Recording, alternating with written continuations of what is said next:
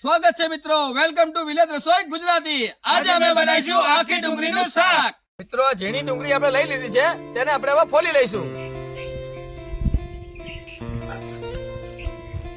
500 ગ્રામ જેવા ટામેટા આપણા મિત્રો લીધા છે, જેનું ઝીણું ઝીણું કટિંગ કરી લઈશું।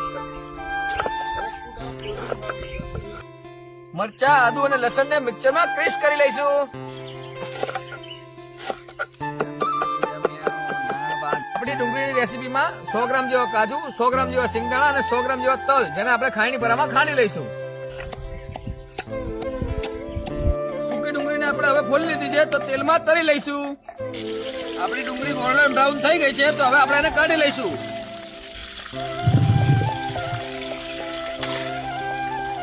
ડુંગળી, આદુ, મરચા બધું કટિંગ થઈ ગયું છે, તો હવે આપણે વઘારવાનું ચાલુ કરશું। રેસીપી માટે આપણું તેલ આવી ગયું છે, તો આપણે નાખી દઈશું ખડા મસાલા।